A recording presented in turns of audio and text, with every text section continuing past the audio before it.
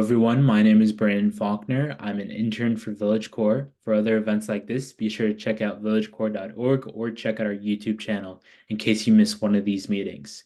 In today's meeting, we'll be discussing an astronomy app known as Skyview.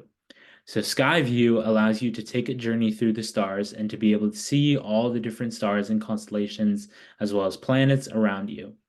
Skyview is an app that is only associated with the Apple ecosystem. So if you have an Apple device, you will be able to use Skyview. For Android users, there are other apps out there that are like Skyview, but for Apple devices, this is where you go to learn about astronomy. Skyview does come with a cost. Skyview is $3, but it's only a one-time purchase. After that, there are no other purchases associated with Skyview, unless you want to take one of their lessons, which we'll get into that later. So Skyview is only on the iPhone and the iPad. So Skyview essentially allows you to take a look at what's around you in space, rather than actually having to look through, a microscope or not microscope, telescope. You'll be able to see the stars from your phone and see planets from your phone, as well as getting an in-depth look and description about what they actually are. So if you're somebody who enjoys viewing different things relating to astronomy, Skyview is the app to use. As you can see here, I can't make this picture bigger for some reason, but as we can see here, all you have to do is point your iPhone at the sky and find stars and constellations and learn about them. So if you wanted to pinpoint where the sun is setting and the moon is rising, or where the moon is rising and the sun is setting, Skyview allows you to do that. Essentially, no matter what time of day it is, Skyview will give you a look at the stars. You can click on different stars, you can click on different planets, and learn about those stars and planets around you. Of course, Skyview will only focus on the bigger stars and the bigger planets that are more well known, rather than focusing on every single star out there in the universe, since there are trillions upon trillions of stars, and Skyview can't classify all of them.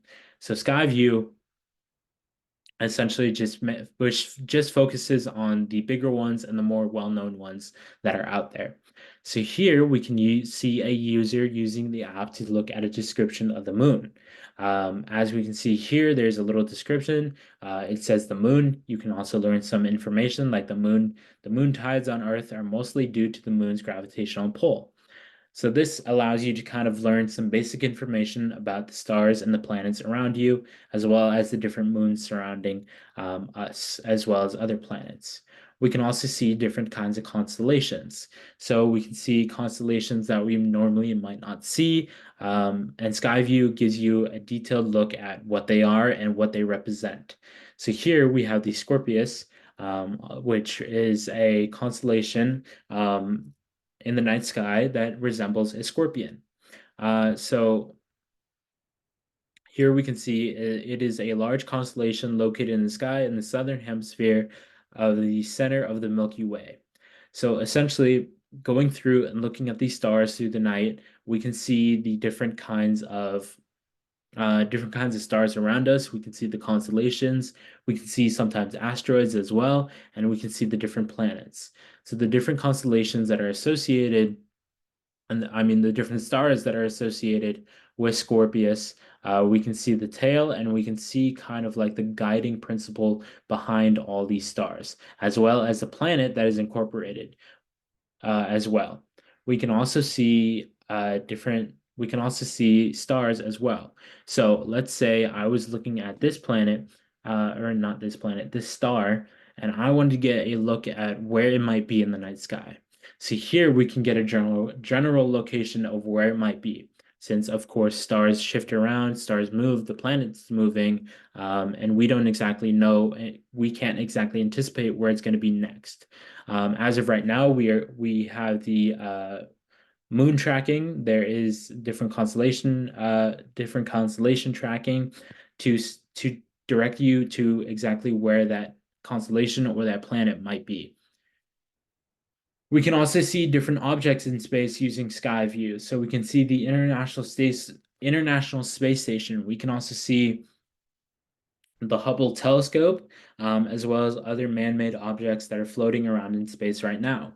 It will give you an in-depth look of exactly what purpose that man-made object was sent up, such as the Hubble telescope, which was to look at different stars and planets further away from Earth, and also giving you a detailed look um, at the planets that might be out there, like planets that we might not classified yet, or planets that we have classified and we're trying to learn more information about.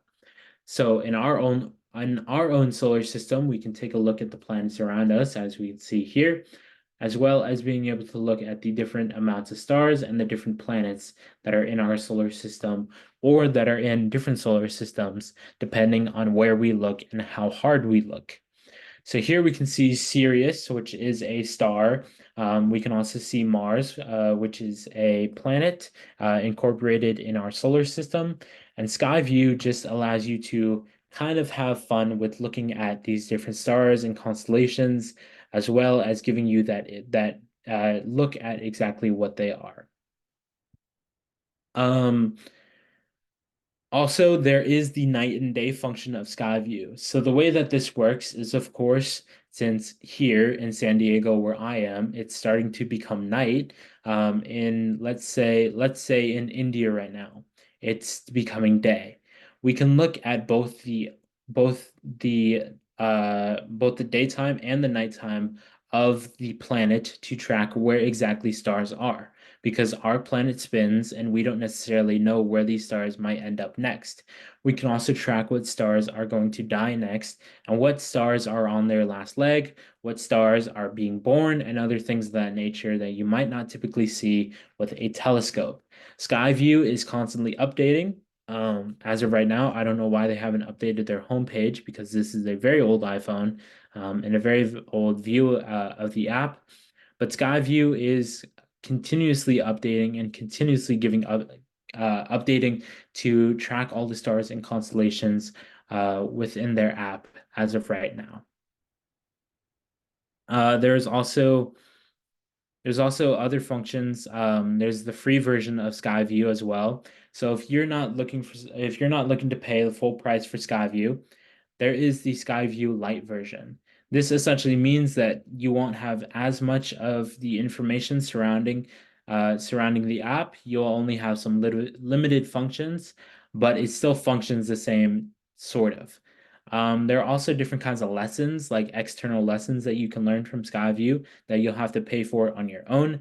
I don't have the prices currently, but through the app, you will be able to learn more, where it'll take you to either a video about the star or the planet, or it'll basically say, here's a course where you can learn about the following information surrounding this star or planet or asteroid. So if you're somebody who's really big into astrology, not astrology, astronomy, I would recommend this app as kind of a way to kind of get an in-depth look at what you are looking at. We can also see different kinds of tracking. So we can track different objects such as the International Space Station. We can take pictures of it that we can use later on. So if you're somebody who's really looking to get that information, we can take a look at the different things